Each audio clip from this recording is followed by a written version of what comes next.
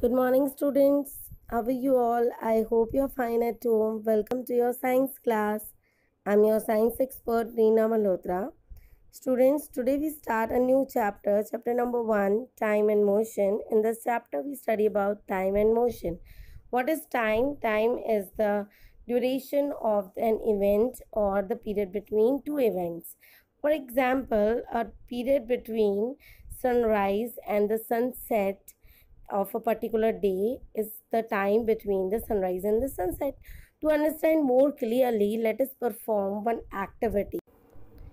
Count the pulse of a person in a minute. For this, you need a stopwatch, peaceful place, and the hand of your friend or your hand.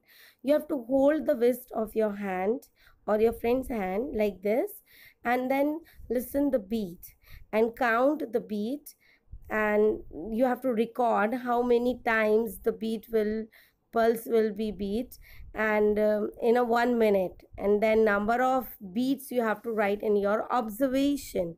As an adult, a healthy adult have 72 beats, pulse beat in a minute. If we have to find out the time period taken by one pulse, then in 1 minute 60 second is there, so we divide 60 by 72 and we get 5 by 6 second. So the period between two pulses is 5 by 6 second. This is the time. In this way you can record the time of the pulse rate. Now come to the next topic. On next page, there are two topics: needs to measure time and way to measure time in ancient times. So let's see the first topic, needs to measure time. कि time हमारे लिए क्यों ज़रूरी है? As to know the school timing, as to know the departure and arrival timing of the train of light. So time is very important. Now come to the next topic, ways to measure time in ancient time. Ki in ancient time, people used to estimate time with the help of natural events such as sunrise, sunset, as these natural events occurs in a regular interval of time.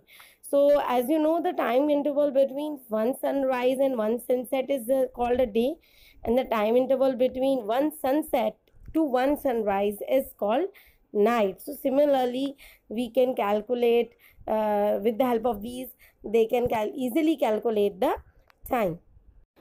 Now come to Infobit. In Infobit, there is given Maharaja Jai Singh II of Jaipur was a great Indian astronomer, mathematician and architect. He invented the construction of sundial in Jaipur, Delhi, Varanasi, Ujjain and Mathura.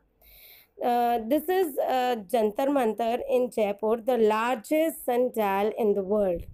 This was built by Maharaja. And the Jantar Mantar Jaipur is the stone sundial that was built to collect astronomical data. The structure used the position of the sun and the direction of shadow to tell the time in the ancient days. So sundial is an ancient clock which work on the principle of shadow formation in sunlight. So we talk about another ancient clock, that is sand clock, or we can say hourglass, which contains sand. The sand from upper bulb flow to the lower bulb within a fixed interval of time. When the entire sand gets filled in the lower bulb, the clock is inverted to allow sand to flow from upper one. Now you can also construct a sand clock. You have to take two bottles and उसकी cap में whole करना है, and then you have to attach it, और one bottle जो upper bottle है उसमें sand fill करनी है. Okay, and in this way you can make your sand clock. Now next ancient clock is water clock. Water clock work on the principle of inward or outward regulated flow of water.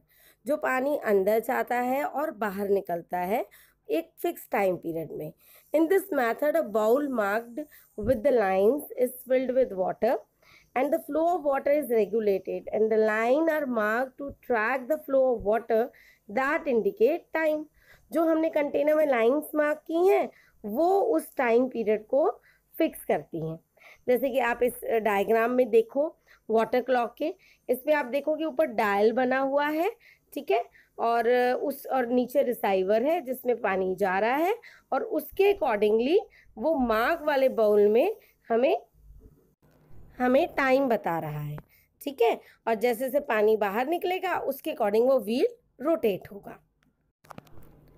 Now we talk about the modern devices used to measure time. Nowadays we use wristwatch, wall clock, stopwatch to measure time. Even in the microwave, oven and other kitchen utensils, there is a timer, and these timers are actually clock. Now come to the next topic, units of time. The International System of Units is a scientific method of expressing unit of physical quantity. The SI unit of time is second. Other unit of time includes minute, hour and millisecond. In day-to-day life, we can also express the time in the terms of day, week, month and years. Now here some useful conversions are given. 1 millisecond is equals to 0.001 second. 1 minute is equals to 60 second, and 1 hour is equals to 60 minute. If you want to know the value of 1 hour in second is 3600 second.